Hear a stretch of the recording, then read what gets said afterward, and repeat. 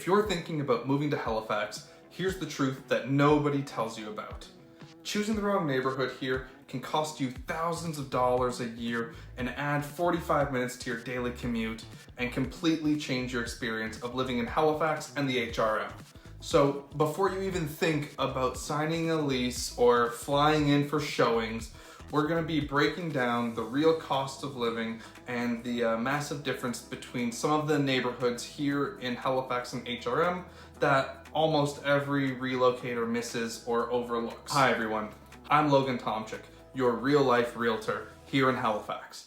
I help relocators, newcomers, and first-time buyers understand the Halifax and HRM housing market so they can actually feel confident about where they're making their next move.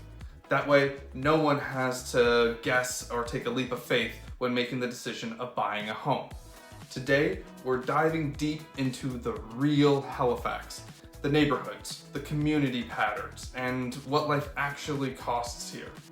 Most relocators underestimate Halifax cost of living because it looks like a smaller city, but here's the truth that you need to know in this video. Since we're a channel about real estate, let's focus on the housing costs first. Housing over the last few years has been rising faster than people expect. We all blame COVID for the increase in price, but Halifax and Nova Scotia was long overdue for a bump in our prices. Now, I'm not saying that COVID didn't have any part in increasing our prices, but because it wasn't the only factor, Halifax and Nova Scotia saw a 5 to 6% increase in housing prices from 2024 to 2025. We're also expected to see another increase of about 2% in 2026. Even though Halifax is still more affordable than Toronto or Vancouver, our prices have grown roughly 50% in the last few years. This varies by neighborhood, but this is a decent benchmark idea for the trends of our pricing.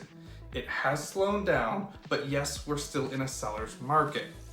That means neighborhood choices are everything. North End Halifax is different and in a different financial world than parts of Dartmouth or Sackville. Now let's focus a bit on groceries, gas, and other utilities. The cost of living is at an all-time high, and Nova Scotia is no different. With a lot of older homes using oil for their primary heat source, as well as only a few different companies to provide power, Nova Scotia suffers from not having enough competition to have companies lower their prices to beat out the competition. Simply, supply and demand is not at a peak performance for the people. We also need to discuss the cost to commute. It's a hidden expense for sure. Between backups on the Bedford highway or slowdowns on bridges to Dartmouth, the peninsula can get congested fast. We have bus routes that don't connect the way you'd expect, and your commute can slowly add up if you choose the wrong path in the morning when you're heading off to work. This is why it's important to move to an area that fits your lifestyle. You don't want to be stressed about missing the bus or stuck in traffic for hours, wasting time in your day. I know with the right plan, we can remove these stressors and have you and your family settled into an amazing home that fits your lifestyle. Speaking of lifestyle, let's focus on a few of the different vibes in Halifax and HRM. If you're wanting a home in the North End or downtown Halifax area, you'll have your pick of the litter when it comes to breweries, cafes, restaurants. It's an amazing lifestyle, but things can be expensive. You'll be able to walk to almost anything you could ever want with all the amenities super close and nearby to everything. Bedford, on the other hand, well, this area is perfect for families because Bedford has some of the best schools in the area. There are some great communities, and it's a slower pace compared to the downtown Halifax and North End areas. But what if you're thinking about Dartmouth, for example? They have malls, cafes, bars, fitness centers. Dartmouth is a more balanced area, and it's getting a long overdue facelift from what it was decades ago.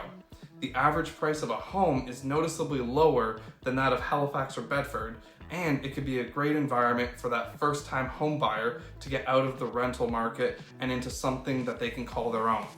Now, the cost of living in Halifax isn't just about housing. It's about how your neighborhood influences your daily spending. So we covered Bedford, Dartmouth, and parts of Halifax. These are some of the biggest destinations for relocators. Here's a little bit of a deeper dive into Bedford. It's one of the fastest growing suburban areas in HRM.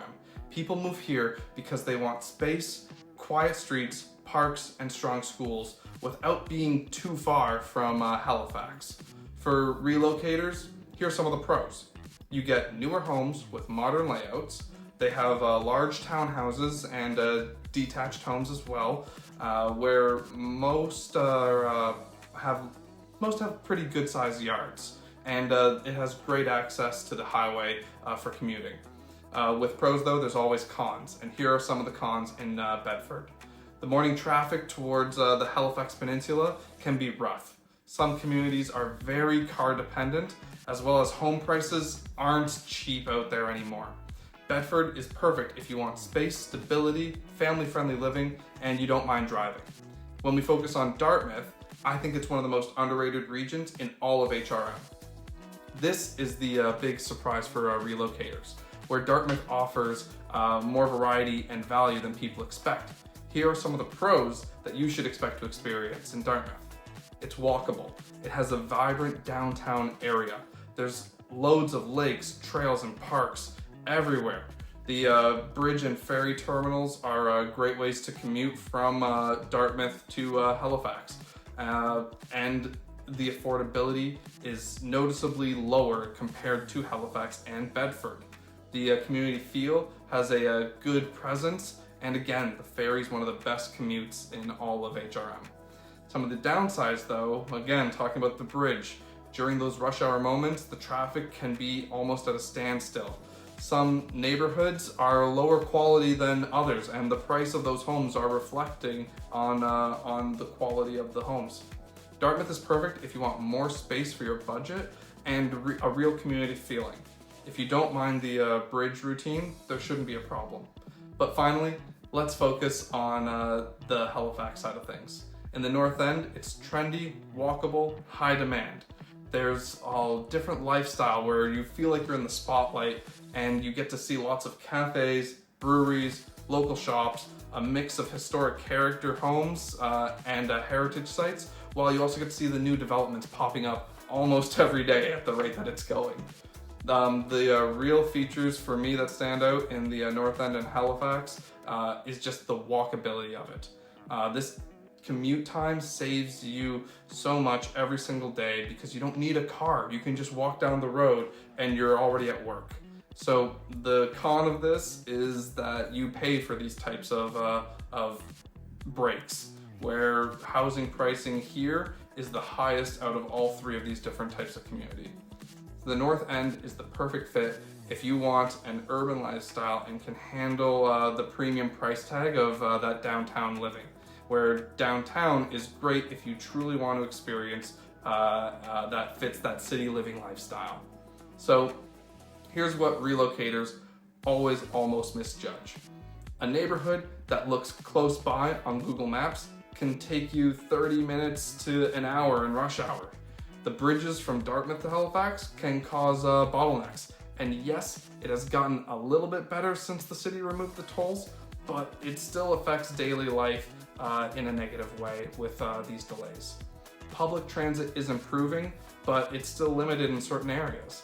Living on the Halifax Peninsula drastically cuts your commute time, but it increases your home prices. These are all trade-offs that every relocator needs to understand before they pick their neighborhood. Here are the 4 questions I always ask my relocating clients. Is how much are you commuting to and where? Do you want walkability or do you want more living space? What's lifestyle do you want within a 10-minute radius of your home? And what's your budget? Your perfect neighborhood is the intersection of all 4 of these answers. You don't want just the cheapest thing on the internet and in the market. You want something that actually fits your lifestyle. If you're planning to move to Halifax and want a little bit more clarity on some of these neighborhoods, commute patterns, and what your budget can actually get you, I'd love to help make this whole process simple and stress-free for you. Just comment move below or send me a DM and I'll share all of my Halifax guides to help you get the knowledge that you need to choose the right neighborhood for yourself and for your family to start growing here in Nova Scotia. If you want to grab a coffee and map out your move together, I'd be happy to treat you. Don't forget this. It's my goal to make your realty dreams happen in real life. And I'll see you in the next video.